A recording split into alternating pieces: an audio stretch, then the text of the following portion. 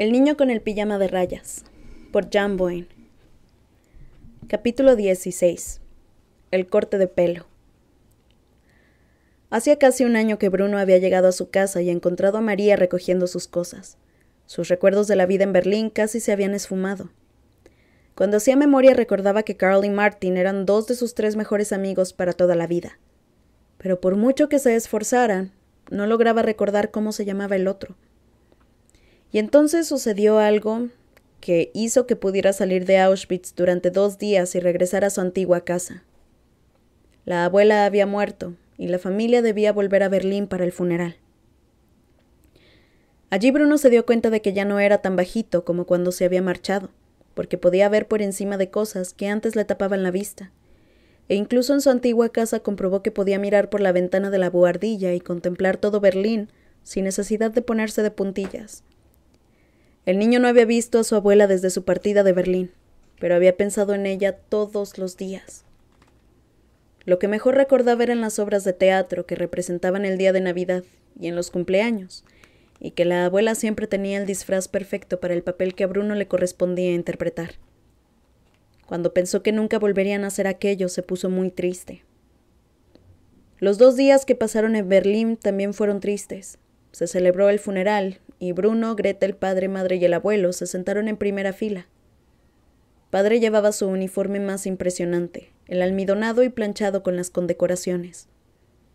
Madre explicó a Bruno que padre era quien estaba más triste porque había discutido con la abuela y no habían hecho las paces antes de que ella muriera. Se enviaron muchas coronas a la iglesia, y padre estaba orgulloso de que una de ellas la hubiera mandado el Furias. Cuando lo oyó, madre dijo que la abuela se revolvería en la tumba si se enterara.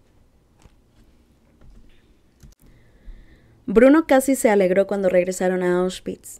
La casa nueva ya se había convertido en su hogar. El niño había dejado de preocuparse porque solo tuviera 3 plantas y no 5, y ya no le molestaba tanto que los soldados entraran y salieran como si fuese su casa. Poco a poco fue aceptando que al fin y al cabo no estaba tan mal vivir allí, sobre todo desde que conocía a Shmuel.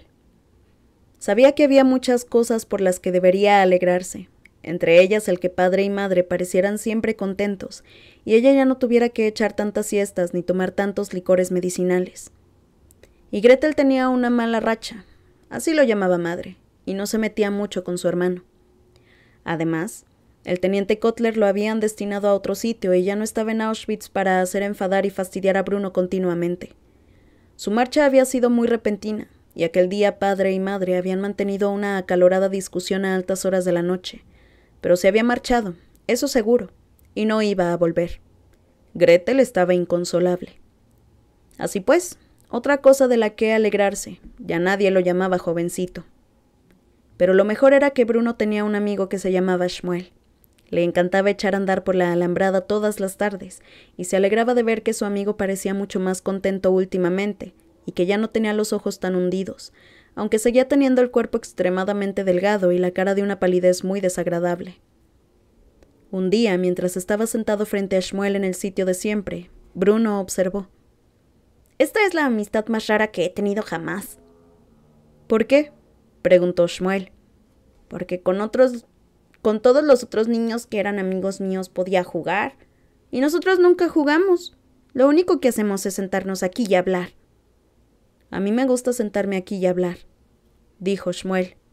«Sí, a mí también, claro, pero es una lástima que no podamos hacer algo más emocionante de vez en cuando. Jugar a los exploradores, por ejemplo, o al fútbol. Ni siquiera nos hemos visto sin esta alambrada de por medio». Bruno solía hacer comentarios así para aparentar que el incidente ocurrido unos meses atrás, cuando negó su amistad con Shmuel, no había sucedido nunca. Era un asunto que seguía preocupándole y que le hacía sentirse mal, aunque Shmuel, dicho sea en su honor, parecía haberlo olvidado por completo.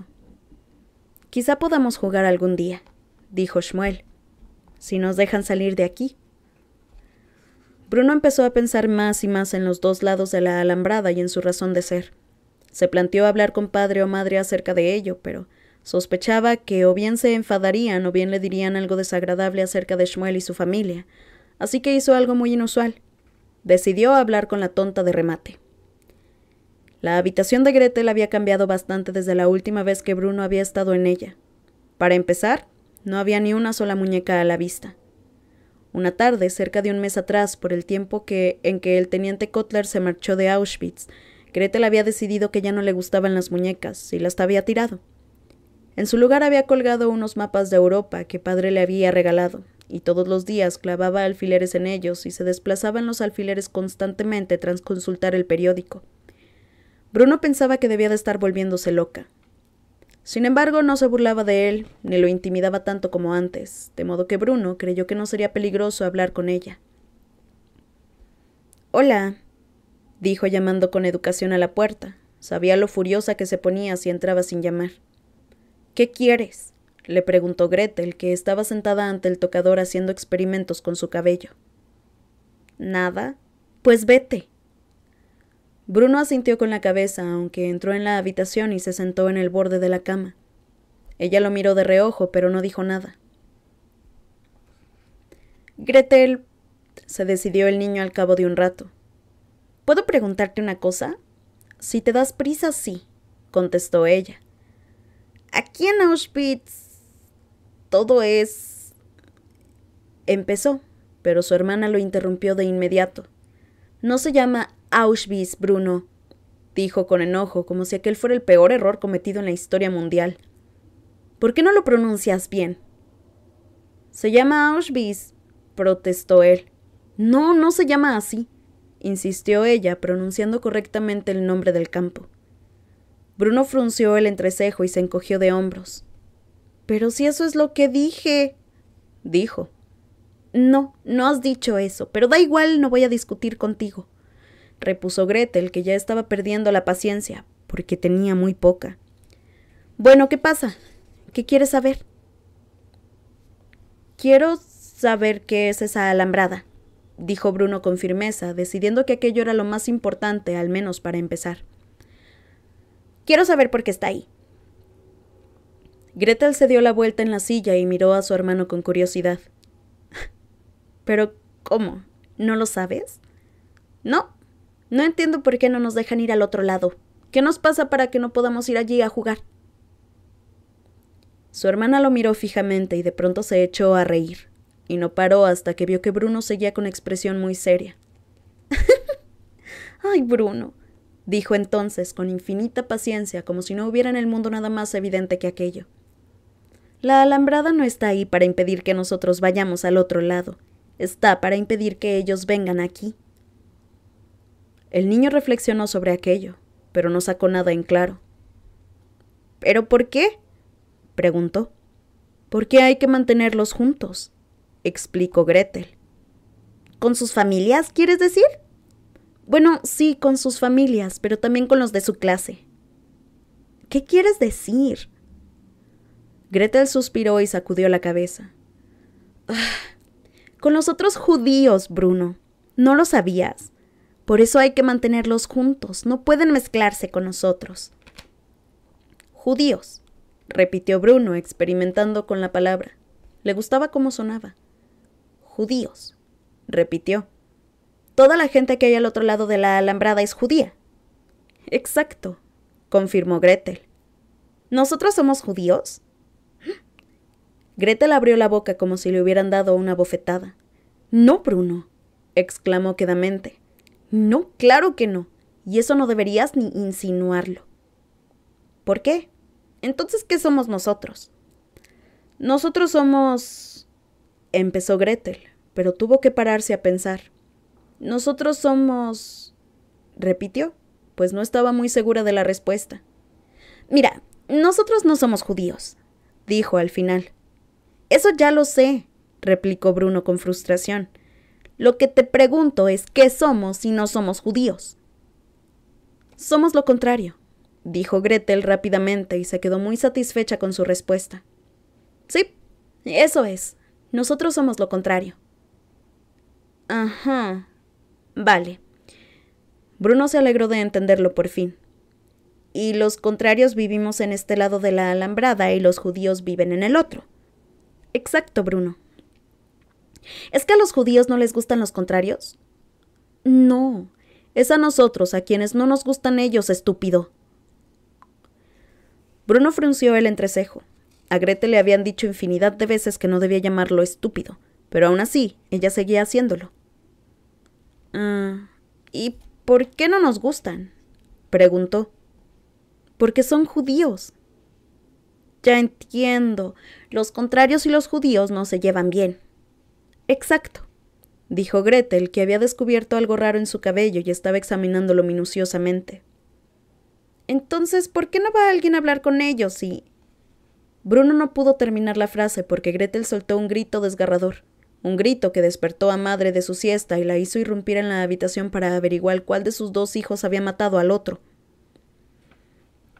Mientras hacía experimentos con su pelo, Gretel había encontrado un huevo diminuto, no más grande que la cabeza de un alfiler. Se lo enseñó a Madre, que le examinó el cabello separando rápidamente finos mechones. Luego hizo lo mismo con Bruno. «No puedo creerlo», dijo Madre enfadada. «Ya sabía yo que pasaría algo así en un sitio como este». Resultó que tanto Gretel como Bruno tenían piojos. A Gretel tuvieron que lavarle el cabello con un champú especial que olía muy mal, y después la niña se pasó varias horas seguidas en su habitación llorando a lágrima viva. A Bruno también le pusieron aquel champú, pero luego Padre decidió que lo mejor era empezar desde cero. Así que buscó una navaja de afeitar y le rasuró la cabeza. Bruno no pudo contener las lágrimas. Fue todo muy rápido. Le horrorizaba ver cómo todo su cabello caía flotando de su cabeza y aterrizaba en el suelo, junto a sus pies, pero Padre dijo que había que hacerlo. Después Bruno se miró en el espejo del cuarto de baño y sintió ganas de vomitar. Ahora que estaba calvo, su cabeza tenía un aire deforme y sus ojos parecían demasiado grandes para su cara. Casi le daba miedo su reflejo. «No te preocupes», lo tranquilizó Padre. «Ya volverá a crecer, solo tardará unas semanas». «Esto ha pasado por culpa de toda la porquería que hay aquí», se quejó Madre. «No entiendo cómo ciertas personas no se dan cuenta del efecto que este lugar está teniendo sobre nosotros». Cuando se vio en el espejo, Bruno no pudo evitar pensar cuánto se parecía a Shmuel, y se preguntó si todos los del otro lado de la alambrada tendrían también piojos y por eso los habían rapado. Al día siguiente, cuando vio a su amigo, Shmuel se echó a reír de su aspecto, lo cual no ayudó a que Bruno recuperara su mermada autoestima. «Me parezco a ti», dijo Bruno con tristeza, como si aquello fuera algo terrible de admitir. «Sí, aunque más gordo», reconoció Shmuel.